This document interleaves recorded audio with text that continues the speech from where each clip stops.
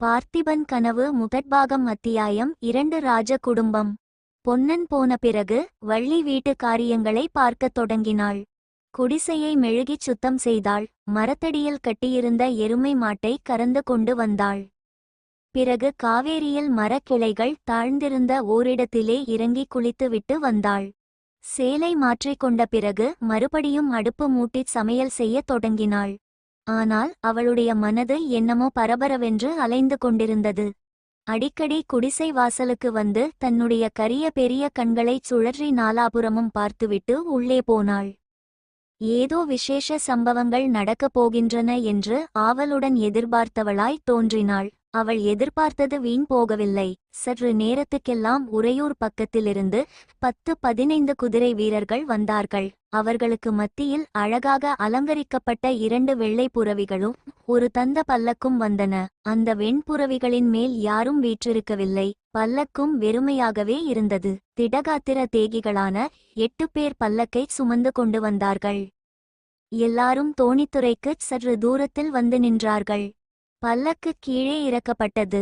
குதிரை மீதிருந்தவர்களும் கீழே இறங்கி குதிரைகளை மரங்களில் கட்டினார்கள். இதையெல்லாம் குடிசை வாசலில் நின்று வள்ளி கண்கொட்டாமல் பார்த்து கொண்டிருந்தாள். அவள் அப்படி நிற்பதை பார்த்த வீரர்களில் ஒருவன், "அண்ணே, வள்ளியிடம் தண்ணீர் வாங்கி குடித்துவிட்டு வரலாம்" என்றான். "அடே வேலப்பா, காவேரி நிறைய தண்ணீர் போகிறது. வள்ளியிடம் என்னத்திற்காக தண்ணீர் கேட்கப் போகிறாய்" என்றான் மற்றவன். "இருந்தாலும் வள்ளியின் கையால் தண்ணீர் குடிப்பது போல ஆகுமா அண்ணே?" இப்படி பேசிக்கொண்டு இருவரும் குடிசையருகில் வந்து சேர்ந்தார்கள். "வள்ளி, கொஞ்சம் தாகத்துக்கு தண்ணீர் தருகிறாயா?" என்று வேலப்பன் கேட்டான். வள்ளி உள்ளே விரைவாகச் சென்று சட்டியில் மோர் எடுத்துக்கொண்டு வந்து 2 பேருக்கும் கொடுத்தாள். அவர்கள் குடிக்கும் போதே, "மகாராஜா இன்றைக்கு உறையூருக்கு போகிறாராமே, ஏன் இவ்வளவு அவசரம்? இந்த மாதமெல்லாம் அவர் வசந்த மாளிகையில் இருப்பது வழக்கமாயிற்றே" என்று கேட்டாள். "எங்களை ஏன் கேட்கிறாய் வள்ளி? உன்னுடைய புருஷனை கேட்கிறதுதானே. படகோட்டி பொன்னனுக்கு தெரியாத ராஜ ரகசியம் என்ன இருக்கிறது?" என்றான் வேலப்பன். காலையில் சாப்பிட உட்கார்ந்தார்.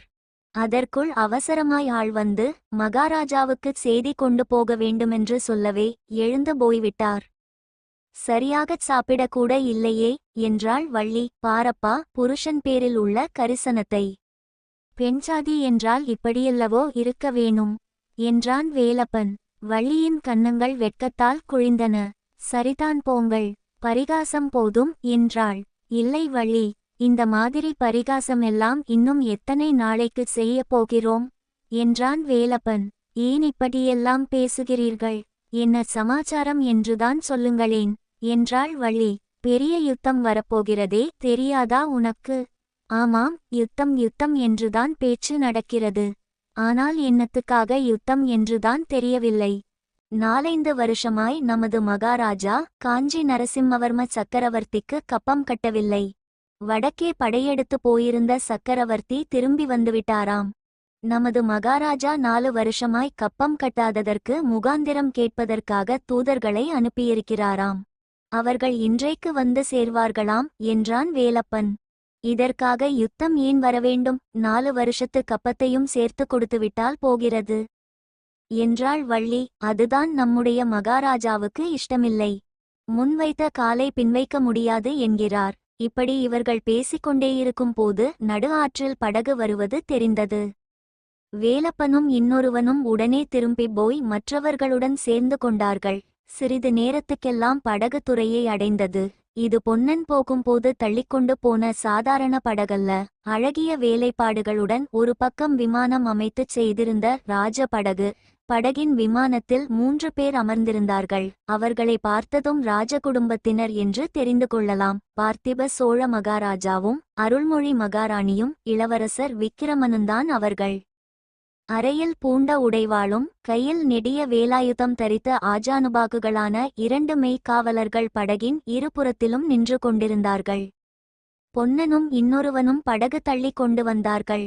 படகு கரை சேர்ந்ததும் மேய்க்காவலர்கள் இருவரும் முதலில் இறங்கி, "ராஜாதி ராஜ, ராஜ மார்த்தாண்ட, ராஜகம்பீர, சோழ மண்டலாதிபதி பார்த்திப மகாராஜா, பராக்" என்று கூவினார்கள். கரையில் நின்ற வீரர்கள் அவ்வளவு பேரும் கும்பிட்ட கைகளுடன் மகாராஜா வெல்க என்று எதிரொலி செய்தார்கள். படகை விட்டு இறங்கியதும் மகாராஜா பொன்னனுடைய குடிசை பக்கம் நோக்கினார். குடிசை வாசலில் நின்று பார்த்து கொண்டிருந்த வள்ளியின் பேரில் அவருடைய பார்வை விழுந்தது. உடனே கையினால் சமிக்ஞை செய்து அழைத்தார். வள்ளி விரைவாக ஓடிவந்து தண்டனிட்டாள். மகாராஜா எழுந்திருக்கச் சொன்னவுடன் எழுந்து பொன்னனுக்கு பின்னால் அடக்க ஒடுக்கத்துடன் நின்றாள். வள்ளி, உன்னை பொன்னன் நன்றாக பார்த்து கொள்கிறானா என்று மகாராஜா கேட்டார். வள்ளி தலையை குனிந்து கொண்டு புன்னகை செய்தாள்.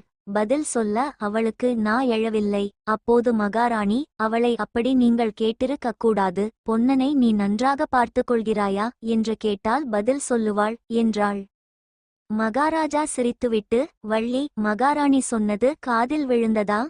பொன்னனை ஜாக்கிரதையாக பார்த்துக்கொள். அந்தண்டை இந்தண்டை போக விடாதே. உன்னை வெள்ளத்திலிருந்து கரை சேர்த்தது போல் இன்னும் யாரையாவது கொண்டு வந்து கரை சேர்த்து வைக்கப் போகிறான் என்றார். வள்ளிக்கு வெட்கம் ஒரு பக்கமும் சந்தோஷம் ஒரு பக்கமும் பிடுங்கித் தின்றன. தேகம் 100 கோணலாக வளைந்தது. ஆனால் பொன்னனோ இந்த ஹாஸ்ய பேச்சை கவனித்ததாகவே தெரியவில்லை. அவன் 2 கரங்களையும் கூப்பி, மகாராஜா, ஒரு வரம் கொடுக்க வேணும். யுத்தத்துக்கு மகாராஜா போகும்போது அடிமையையும் அழைத்து போக வேணும் என்றான். மகாராஜா சற்று நிதானித்தார். பிறகு சொன்னார், பொன்னா, உன்னுடைய மனது எனக்கு தெரியும். ஆனாலும் நீ கேட்ட வரம் கொடுக்க முடியாது. நீ இங்கேதான் இருக்க வேண்டும். போர்க்களத்திலிருந்து நான் திரும்பி வராவிட்டால் இளவரசருக்கு நீந்த கற்றுக் கொடுக்கும் பொறுப்பை உன்னிடம் ஒப்புவிக்கிறேன், தெரிகிறதா என்றார். இதை கேட்டதும் பொன்னன், வள்ளி இருவருடைய கண்களிலும் நீர் ததும்பிற்று. மகாராணி அருள்மொழி தேவி ஒரு நெடிய பெருமூச்சு விட்டாள். அவளுடைய உள்ளத்தில் என்னென்ன சிந்தனைகள் கொந்தளித்து எழுந்தனவோ யார் கண்டது? மகாராஜாவும் பரிவாரங்களும் வெகு தூரம் போன பிறகுதான் வள்ளி பழைய வள்ளியானாள். அப்போது பொன்னனை பார்த்து, பார்த்தாயா, மகாராஜா என்ன சொன்னார்கள்? என்னை கேட்காமல் அந்தண்டை இந்தண்டை போகக்கூடாது தெரியுமா என்றாள். அப்படியானால் இப்போதே கேட்டு விடுகிறேன். வள்ளி, இன்று மத்தியானம் நான் உறையூர் போக வேண்டும் என்றான் பொன்னன். உறையூரிலே என்ன என்று வள்ளி கேட்டாள். இன்றைக்கு பெரிய விசேஷமெல்லாம் நடக்கப் போகிறது. காஞ்சியிலிருந்து கப்பம் கேட்பதற்காக தூதர்கள் வரப்போகிறார்களாம். மகாராஜா பின்மேற்கோள் கூறி முடியாது என்று சொல்லப் போகிறாராம். நான் கட்டாயம் போக வேணும் என்றான் பொன்னன். அப்போது வள்ளி 2 கரங்களையும் குவித்து கொண்டு குரலை பொன்னன் குரல் போல் மாற்றிக்கொண்டு, மகாராஜா, எனக்கு ஒரு வரம் கொடுக்க வேணும். மகாராஜா யுத்தத்துக்கு போனால் அடிமையையும் அழைத்து போக வேணும் என்றாள். சே, போ, இப்படி நீ பரிகாசம் செய்வதாயிருந்தால் நான் போகவில்லை என்றான் பொன்னன். இந்த உறுதியுடனேயே பொன்னன் சாவகாசமாக காவேரியாற்றில் இறங்கி நீந்தி கொம்மாளம் போட்டு கொண்டிருந்தான். ஆனால் கொஞ்ச நேரத்துக்கெல்லாம் தக் தக் தக் தக் என்ற குதிரைகளின் குளம்பு சத்தம் கேட்டதும் அவனுக்குச் சொல்ல முடியாத பரபரப்பு உண்டாயிற்று. கரையேறி ஓடி வந்து பார்த்தான். வள்ளியும் குடிசைக்குள்ளிருந்து வெளியே வந்தாள். சிறிது நேரத்துக்கெல்லாம் முதலில் ஒரு குதிரையும் பின்னால் 4 குதிரைகளும் கிழக்கு திசையிலிருந்து அதிவேகமாய் வந்தன.